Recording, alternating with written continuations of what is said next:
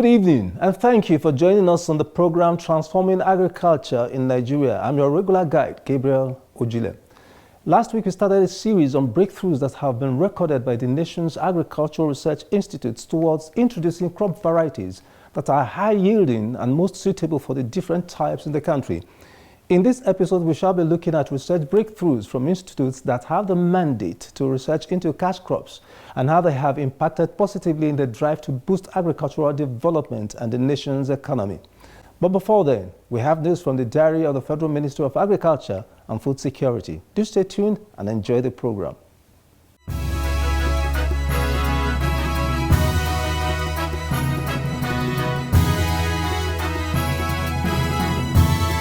Every part of Nigeria has something to offer.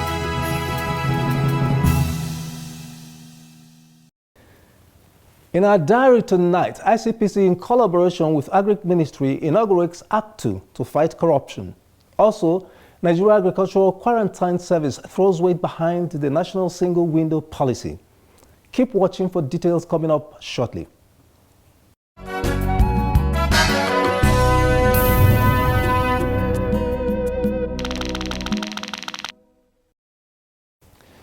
The Independent Corrupt Practices and Other Related Offences Commission, ICPC, in collaboration with the Federal Ministry of Agriculture and Food Security, has inaugurated an Anti-Corruption and Transparency Unit Act in the Federal Ministry of Agriculture and Food Security to fight corruption and ensure transparency in the activities of the ministry. Poverty-free nation.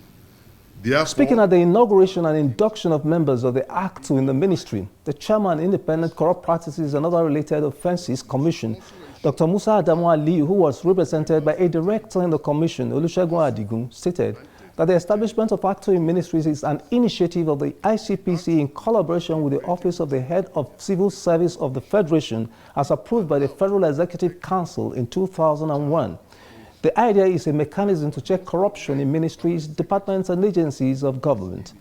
The chairman of the ICPC highlighted the mandate of the Act 2.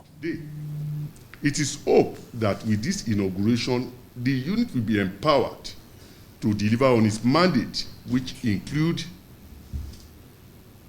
periodic sensitization of staff on and against corruption, examination of systems, processes, and procedures that are prone to corruption, and providing solutions, developing and reviewing code of ethics for staff, and ensuring compliance with same, monitoring budget implementation of the ministry, coordinating the deployment of the Ethics and Integrity Compliance Scorecard, EICS, and undertaking preliminary investigation into complaints and reports received, among others.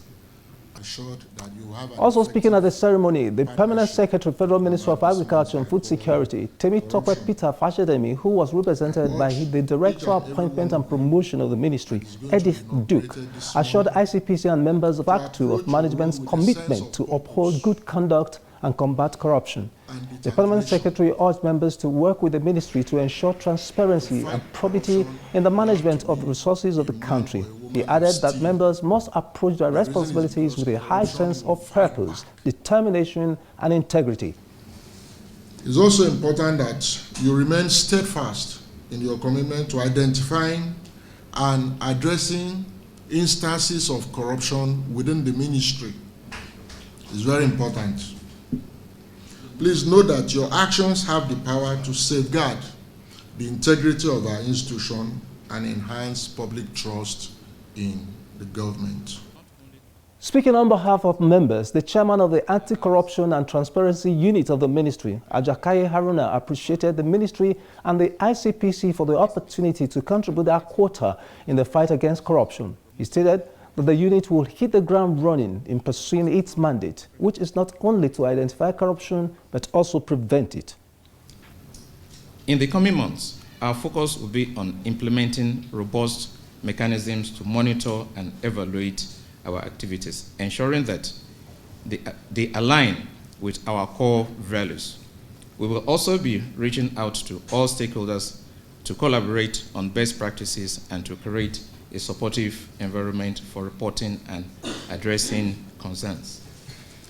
I want to use this opportunity to thank Federal Minister of Agriculture, the Honorable Minister, Permanent Secretary, the management at large for their support.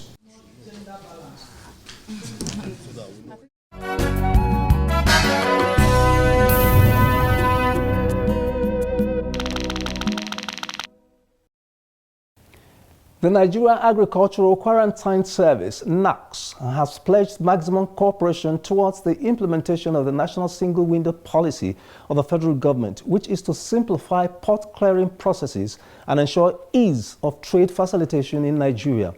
The Director General, Nigeria Agricultural Quarantine Service, Dr. Vincent Isegbe, disclosed this during a meeting with the head of the Secretariat and Project Management Office of the National Single Window in Abuja. Isegbe urged other relevant agencies to align with federal government efforts to promote ease of doing business in Nigeria. He further identified the need to clearly define the role of the various trade facilitation agencies to avoid overlapping.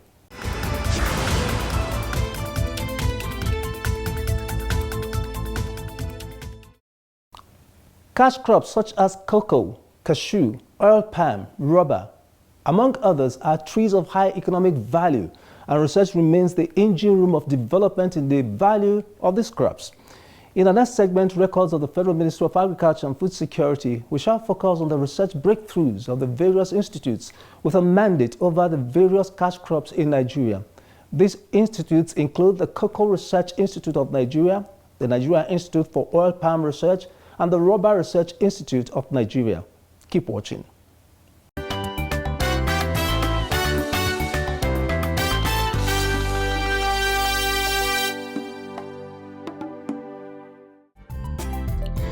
Nigeria is the fourth largest producer of cocoa beans in the world, behind Cote d'Ivoire, Ghana, and Indonesia.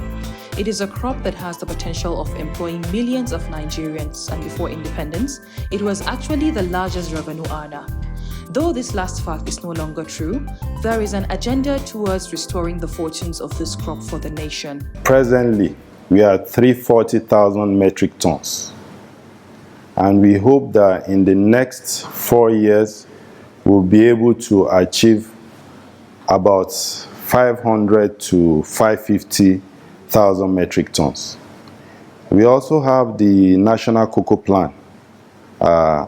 Maybe you are aware that has recently been signed by the Federal Executive Council. It's targeted at achieving a sustainable cocoa economy, foreign exchange earning, youth and women engagement in agriculture, and increase in production. In this plan, the Cocoa Research Institute of Nigeria, CRIN, has a mandate to research into the genetic improvement and the value addition of 5 cash crops of economic importance to Nigeria, top of which is cocoa. Others are cola, coffee, cashew, and tea. The Institute has made significant breakthroughs in research work, which has enhanced the production of its mandate crops. Research into cocoa has developed improved varieties of cocoa. As for Cocoa Research Institute of Nigeria, we have the mandate and the responsibility to take care of our farmers through our research. Bring out new varieties of cocoa that are high yielding, that are resistant, and that are tolerant to pests and diseases. Some years back, we released 8 new varieties of cocoa, which happened to be a big breakthrough in cocoa production.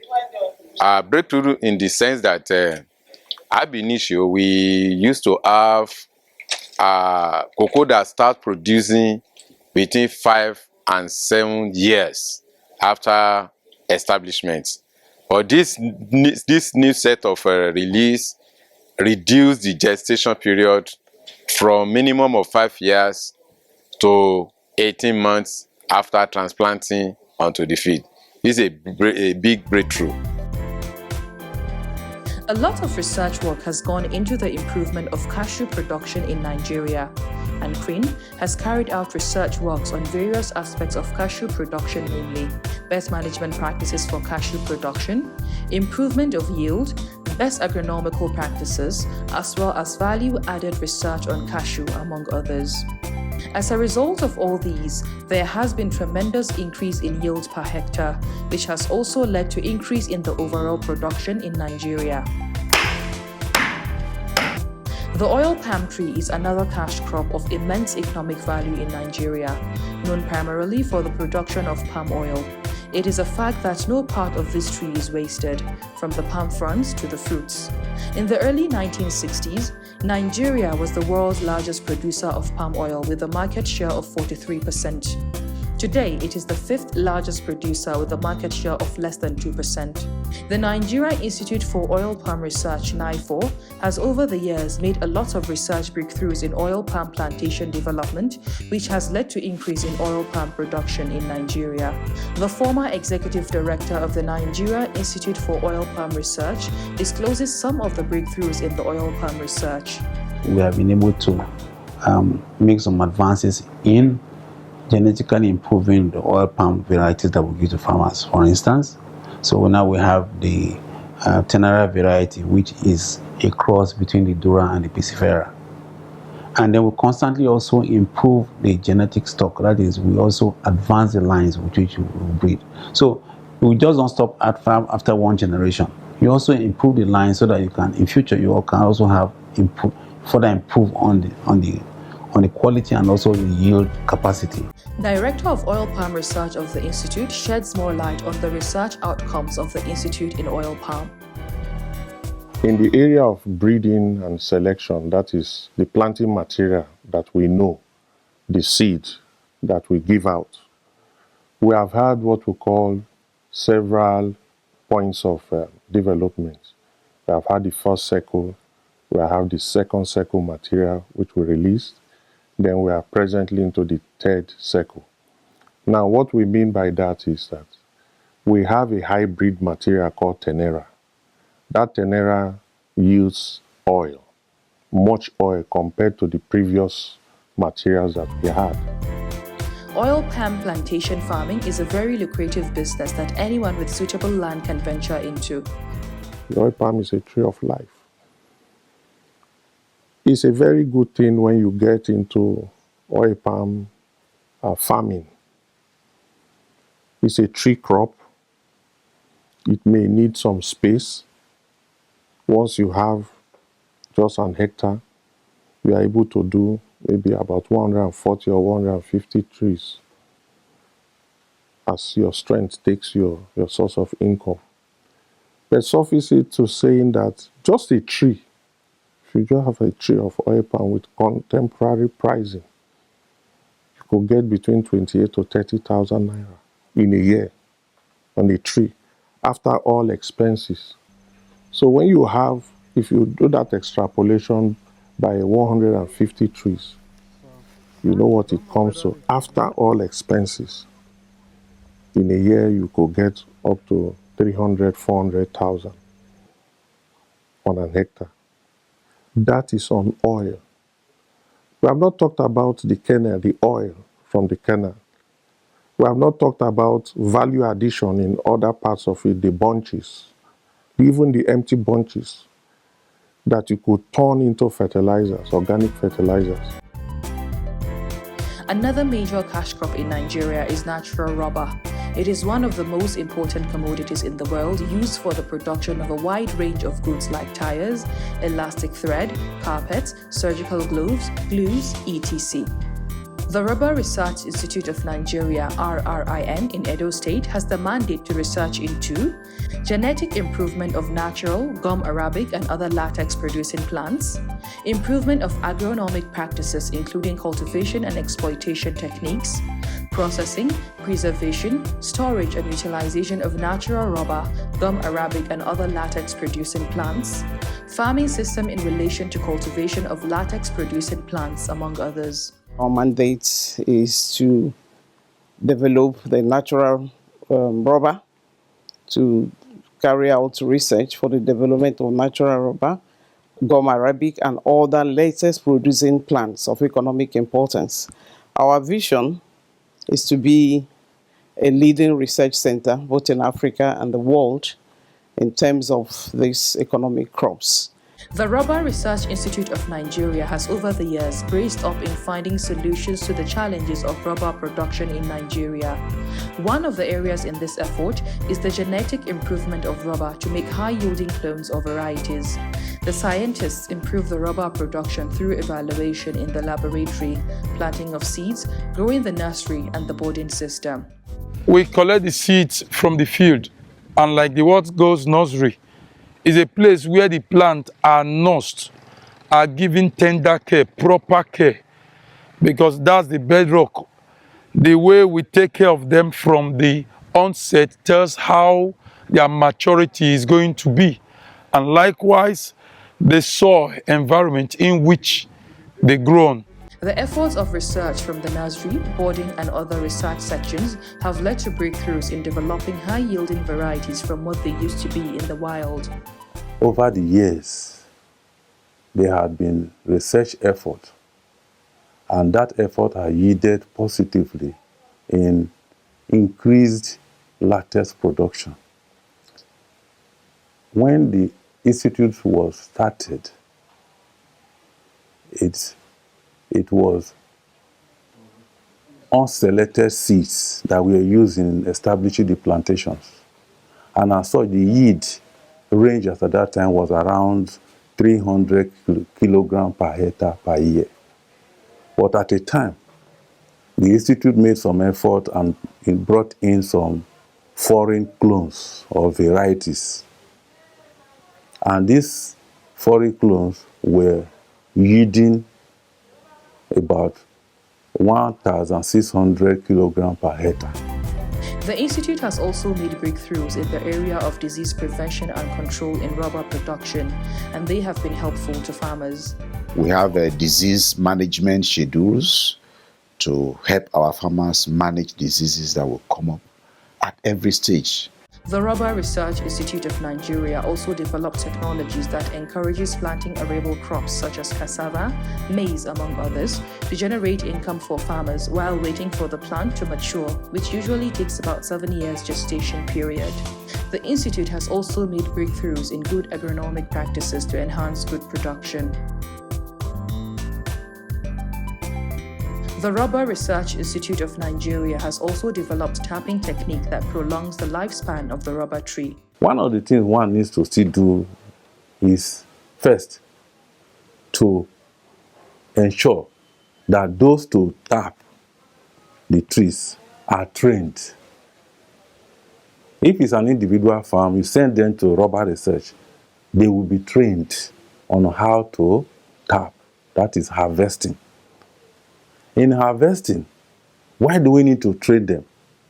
If you do not train the workers, they will tap, you will have your product, but there's what we call slaughter tapping. They will tap the tree to death. The actual tapping commences after 7 years of planting the rubber plant, and it must be tapped in this pattern. The average lifespan of rubber tree is 30 years. But when you plant a seed and you didn't do any cut on it, it's expected average that tree should live for 30. We are also advising and training that even when you are tapping, you are not supposed to reduce that lifespan. And how do we achieve this? The rubber tree bark has layers. The rubber tree has bark layers. It's as thick as about between 6 millimeter to about 15 millimeter, depending on the age and clones. Now, amongst these layers, we have 4 of them. You have the corky one, the one you can scrape off now. If you scrape off this corky one, you are going to get to the brownish type, known as the hard bark. Now, after that hard bark, you are going to get into the soft bark. And after the soft bark, you are going to get to the cambium. Now, amongst these 4 layers I just mentioned, the cambium is the innermost layer before the woody material, and it is the one that is responsible for bark regeneration. As you can see, this tree was tapped before. The bark was shaved off, but you can see that the thing has regenerated. It has covered back again because the cambium was not damaged. So if you look at my definition again, you are harvesting, at the same time preserving the lifespan of the tree by making sure that the tree is regenerated when you peel as a result of proper tapping.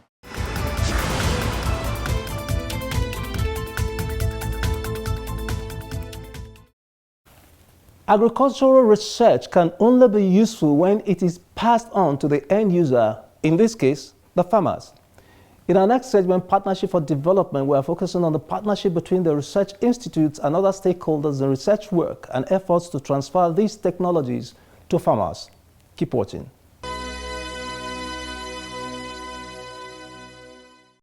Cocoa Research Institute of Nigeria has taken its research breakthroughs to farmers, and this avails farmers the necessary advice and information that can help them to succeed in cocoa farming.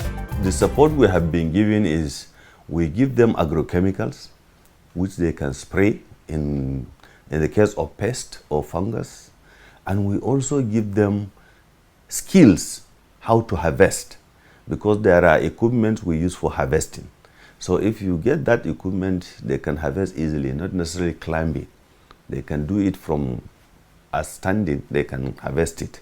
Then we also used to give them the drying tables, collapsible drying tables, because sometimes if you dry it on the floor, it can pick some impurities and it will take time to wash and so on. But there are flat tables that we normally give them so that they can spray their cocoa beans on top. When it gets dry, they collect it. The Federal Ministry of Agriculture took it up to be supplying us.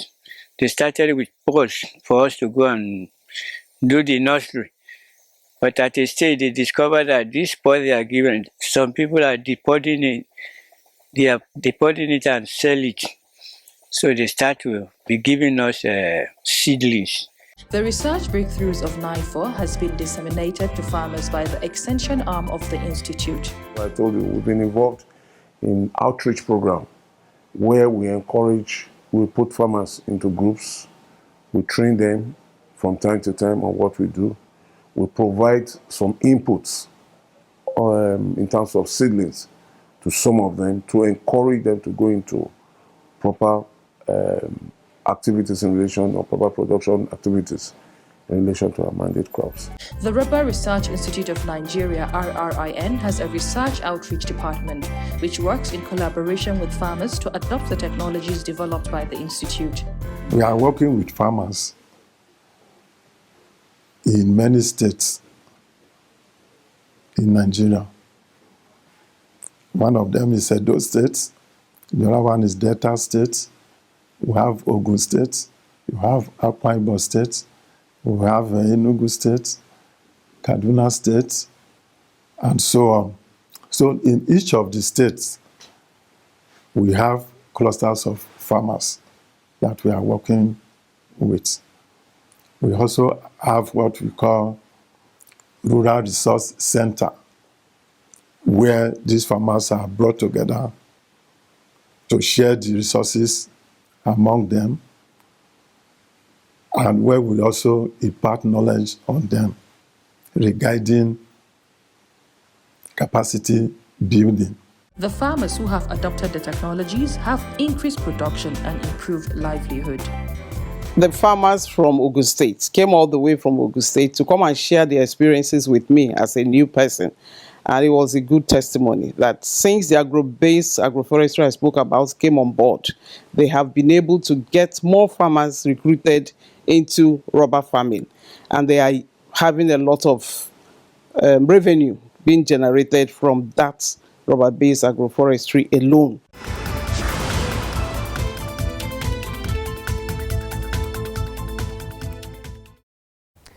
Quite a lot has been done by research institutes in Nigeria to increase the yield of cocoa, cashew, oil palm, natural rubber, and other cash crops. These improved varieties and techniques are primarily to increase income and productivity for farmers and the nation. Taking advantage of knowledge is a first step to repositioning the nation's agricultural sector. But this is the much we can take on this episode. Keep a date with us same time, same station next week for another impactful episode. I am Gabriel Ojile. Good night.